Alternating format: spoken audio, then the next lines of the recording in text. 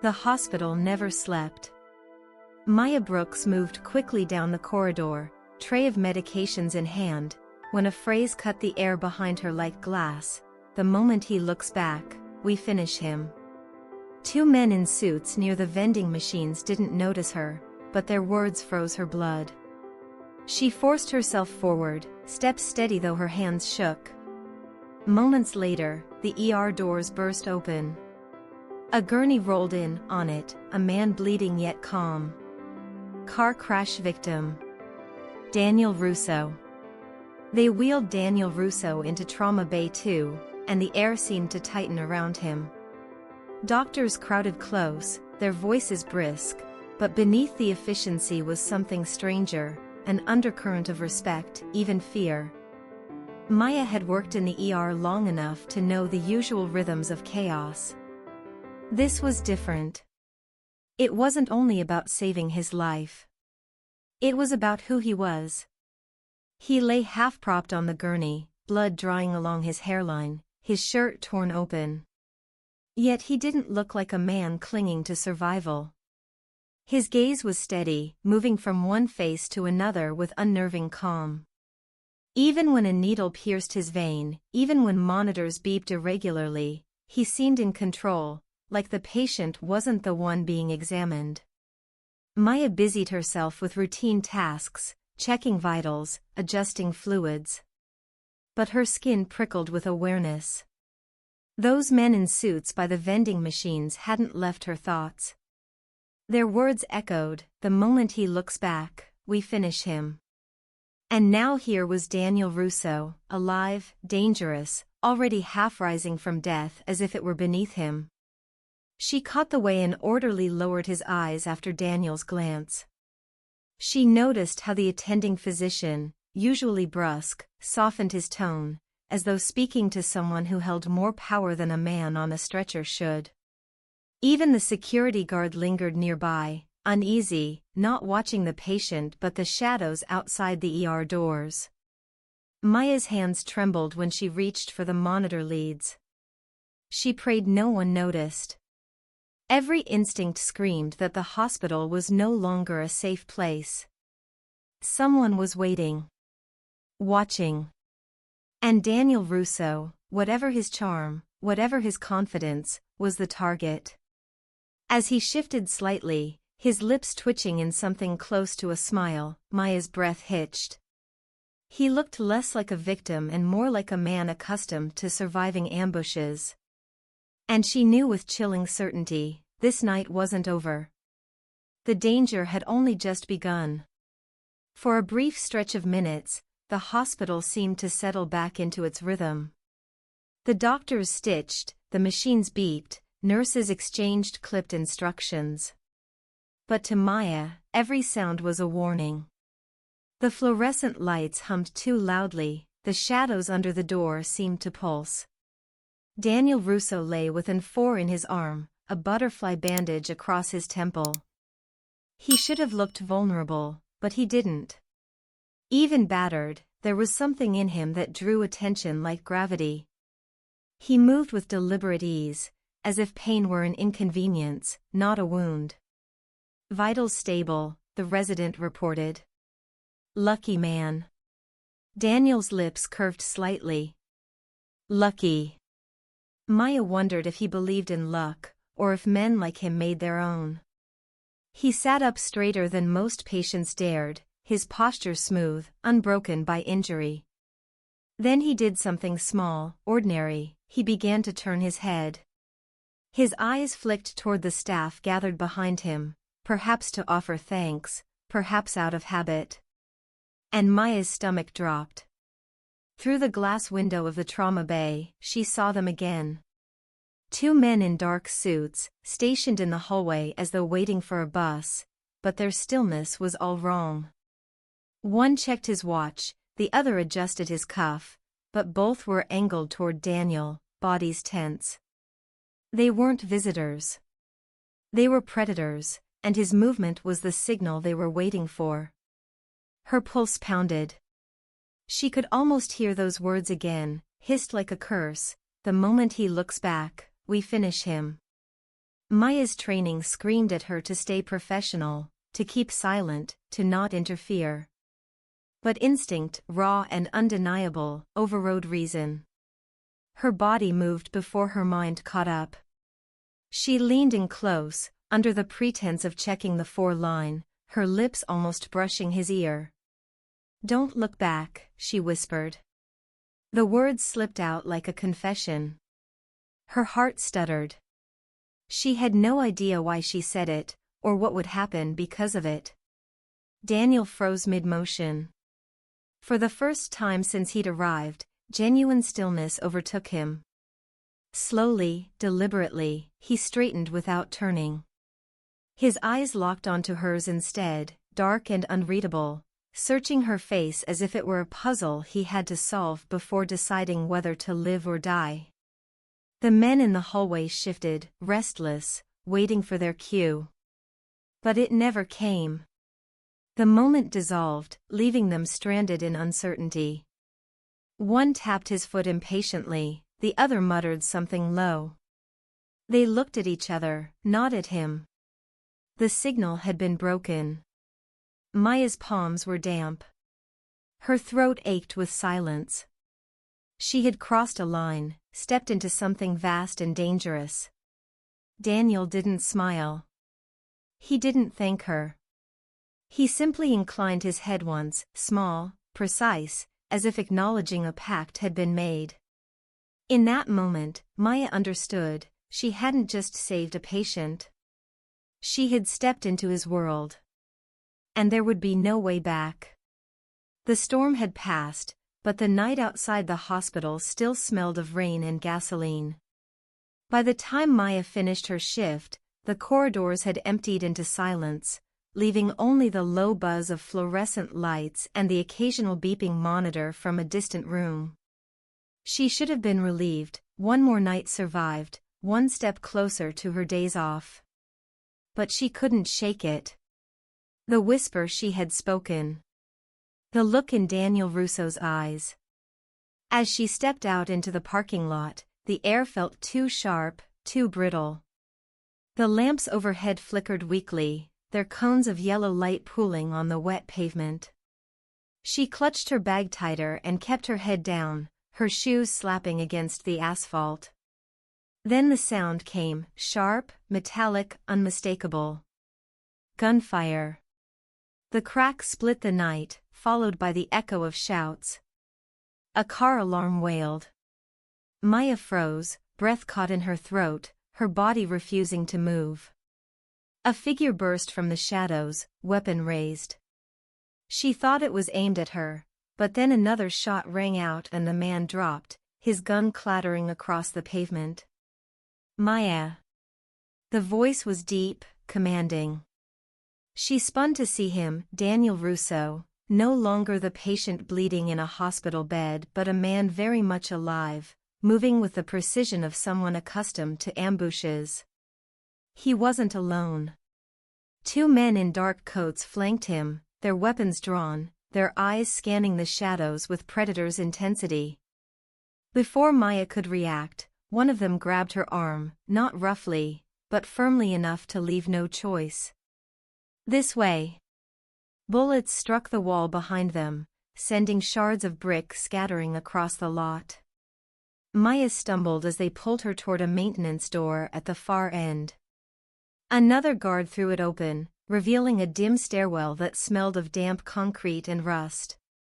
The door slammed behind them just as another volley of gunfire erupted outside. The world changed. The sterile brightness of the hospital gave way to narrow tunnels lined with pipes, humming with unseen currents. The air was heavy, metallic, the kind of place that felt built for secrets. Their footsteps echoed as they hurried deeper, Daniel at the center of the group, Maya half-dragged beside him. Her heart pounded so hard she thought it might burst. What is happening?" she managed to gasp. Daniel didn't answer at first. His eyes flicked between the men around him, silently issuing orders with the smallest gestures. He moved like a general in hostile territory, every step calculated. Only when they reached a junction did he finally speak, his voice low but edged with steel. "You're with me now. That makes you a target." The words chilled her more than the tunnel's damp air. She wanted to protest, to tell him she wasn't with anyone, that she was just a nurse who had made a mistake whispering two desperate words. But the memory of the bullets, the sight of the man crumpling in the parking lot, silenced her. They reached a heavy steel door, unmarked, hidden behind a tangle of pipes. One of Daniel's men unlocked it with a key that looked ancient, and the group slipped inside. The door shut, sealing them in darkness until another switch clicked, flooding the room with dim yellow light. It was some kind of underground safe zone, bare concrete walls, crates stacked against one corner, a battered table with maps spread across it. Maya could hardly process it. This was beneath her hospital? Daniel turned to her finally, his presence filling the small space. He wasn't asking now, he was telling. "They know your face. They know you warned me. That makes you part of this, whether you want it or not." Maya's phone buzzed violently in her pocket. With trembling fingers she pulled it out. An unknown number flashed across the screen. Against her better judgment, she answered. A distorted voice hissed through the speaker, "We know who you are. You made a mistake." Her knees went weak. The line went dead before she could reply. Daniel's hand closed gently but firmly over hers, lowering the phone. His eyes, dark and unreadable, held hers with terrifying certainty. "Now you understand. This isn't a warning. It's a war." In that underground room, with the hum of pipes overhead and gunfire still echoing faintly from above, Maya realized two truths. She had saved him with a whisper, but in doing so, she had crossed a line. And there was no way back. The days after the hospital attack bled into each other like ink in water. Maya hadn't returned to her small apartment, she hadn't even told her colleagues she was alive. Instead, she remained in the fortress-like mansion Daniel Russo called home, a place of shadows, locked doors, and quiet menace. Guards patrolled the halls like ghosts in tailored suits, and every window seemed less like a view and more like a warning, "You are not free." At first, she told herself it was temporary. That he would recover, that the danger would pass, and she could return to her ordinary life. But the messages on her phone said otherwise. "We know your face." The nurse who whispered. "You belong to us now, dead or alive." She stopped answering calls altogether. Even her sister's name flashing across the screen made her chest tighten with dread. Whoever they were watching. One night, she found Daniel in the strategy room. A map of Detroit was spread across the table, photographs pinned in careful lines, faces of men she didn't recognize, cars, warehouse doors, docks along the river. He stood at the center of it, a dark suit cut perfectly to his frame, his hands resting on the table as if holding the city itself in place. "You should eat," Maya said softly, surprised at her own voice. He looked up at her. His eyes were sharp, unreadable, but there was something else there, a shadow of exhaustion, perhaps, though he would never admit it. Instead of answering, he tapped one of the photographs with a single finger. "They're closing in. They've grown bold enough to hunt me in public places. That means they'll make their move soon." "And me?" His gaze fixed on hers. "They already think you're mine. They'll come for you to get to me."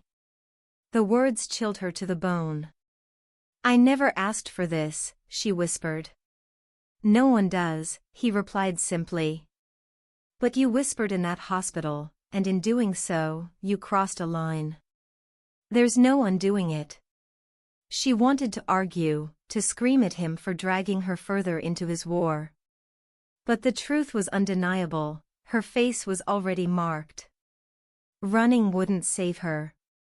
Daniel circled the table, stopping close enough that she could smell the faint trace of his cologne, smoke, cedar, something darker beneath. We can't hide forever. The only way forward is to strike first. And to do that, I need them to reveal themselves. She swallowed hard. How? With bait. It took her a moment to understand. When she did, her stomach turned to stone. No. Yes, he said calmly. They'll follow you. They'll believe you're the weak link. That's when they'll show their faces. Maya shook her head, backing away a step. You're asking me to risk my life for your war. I'm not asking. His voice dropped, velvet over steel. But I am promising, no hand will touch you while you're under my name. His words struck her like chains. She hated that part of her wanted to believe him, hated the strange flicker of safety she felt in his presence despite everything. Silence stretched between them, heavy and unyielding. Finally, Daniel turned back to the map.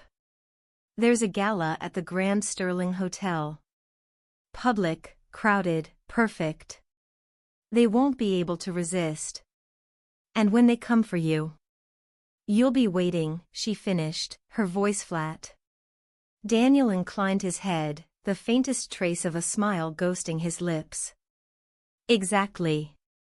That night, as she lay awake in the mansion's cold guest room, Maya stared at the ceiling, the weight of her decision pressing on her chest. She had saved his life with 3 whispered words. Now, by stepping into the ballroom at his side, she would be offering her own. And for the first time, she wondered which was more dangerous, the men who wanted Daniel Russo dead, or Daniel himself. The Grand Sterling Hotel glittered like a palace of glass. Beneath its chandeliers, the city's wealthiest smiled, laughed, and clinked their champagne flutes in the name of charity. An orchestra played softly, but beneath the polished elegance, Maya felt only dread. The silk gown Daniel's people had chosen hugged her body like armor that wasn't hers. Each step in the towering heels felt like walking into an execution. She tried to breathe steadily, but the diamond clasp at her throat felt like a noose. You're doing fine, Daniel murmured at her side, his hand resting lightly on the small of her back. His voice carried no doubt, no hesitation, only control. They're watching. Let them see what they want. Maya glanced at him, impeccable in his black suit, a faint scar still visible at his temple, his expression unreadable. He didn't look like a man recovering from a car crash. He looked like someone who owned the floor he walked upon. The ballroom buzzed around them. Politicians, judges, industrialists, they all greeted Daniel Russo with a mix of warmth and wariness. But none of them looked at her with the same sharp focus as the men who were hunting. She felt their eyes like knives. The first lingered near the bar, posture too stiff for a guest. The second stood at the edge of the dance floor, pretending to check his phone, but his gaze never shifted from her. A third shadow moved from the balcony above, closing distance step by step. Her phone vibrated in her clutch. She peeked at the screen. Smile, pretty nurse. Last night alive. Her knees weakened. She nearly faltered, but Daniel's hand steadied her, firm and possessive. His lips brushed close to her ear. Breathe. Another minute. The orchestra swelled. Couples began to dance. Maya found herself being maneuvered, gently but inexorably, toward the center of the floor. She felt the trap closing, their steps quickening, their gazes locked on her. Then it happened. A hand clamped down on her wrist, too strong to mistake for courtesy. She gasped, turning, and found herself staring into the smiling face of a man in a tuxedo. Miss Brooks, he said softly, already steering her toward the terrace. Another man cut off her return path. A third shadow loomed close behind. Predators. But before fear could crush her chest, the room exploded with movement. Daniel's men appeared as if conjured from the crowd. Jackets shifted, revealing the glint of weapons hidden beneath expensive fabric. The music stuttered and fell silent. Guests gasped, stepping back, champagne flutes shattering against marble. "Hands where I can see them," a guard growled, his voice sharp as steel. The would-be kidnappers froze. Their plan, perfect in shadows, disintegrated under the blaze of chandeliers and the horrified stares of Detroit's elite. They couldn't retreat. They couldn't strike. Not here, not under the eyes of judges, businessmen, journalists, and a dozen phones already lifted to capture every second. Daniel stepped forward. The ballroom parted for him like a tide. His presence was magnetic, lethal, calm. "Gentlemen," he said evenly, his voice carrying just enough to echo. "You mistook my guest for prey. Consider this your correction." The assassins shifted, cornered, exposed.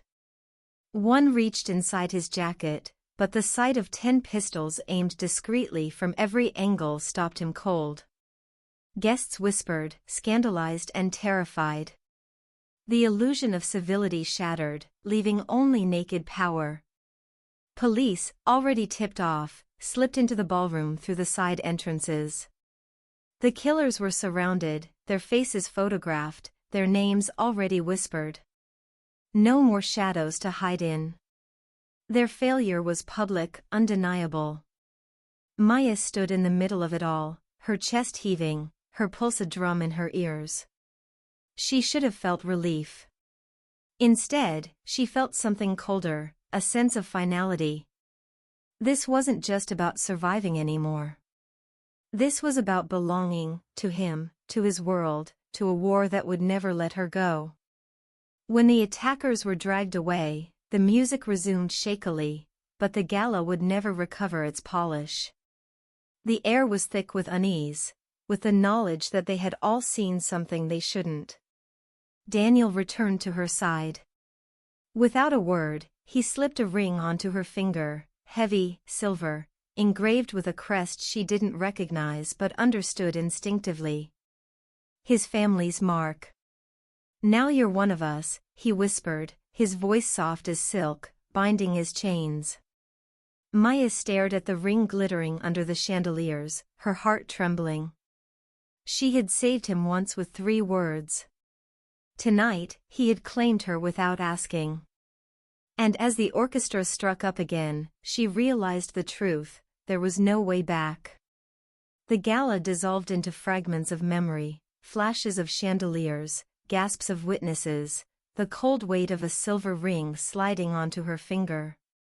Hours later, Maya sat in the back of Daniel's car, staring at her hand in the dim glow of the dashboard lights. The crest glimmered faintly, heavy, binding. "Now you're one of us." His words echoed like a verdict. Detroit's skyline slid past the tinted glass. The city that had always been hers now felt foreign, dangerous. She imagined the headlines spinning out by morning, "Gunman thwarted at charity gala." But no newspaper would print the truth, that she, a nurse who once blended into hospital corridors, had become the center of a mafia war. Daniel sat beside her in silence, calm as if the night had gone exactly as planned. His men spoke in low Italian up front, voices clipped, efficient. Maya didn't understand the words, but she understood the tone, vigilance, preparation. This wasn't an ending. It was the beginning of something darker. Her phone buzzed. She hesitated before opening the message. "Nice ring.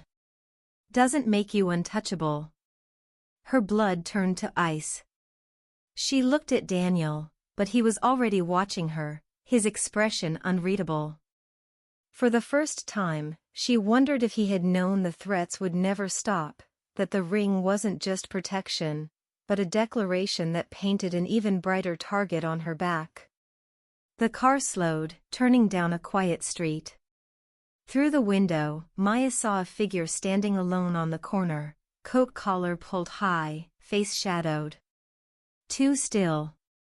Waiting. Her breath caught. The ring on her finger burned like fire,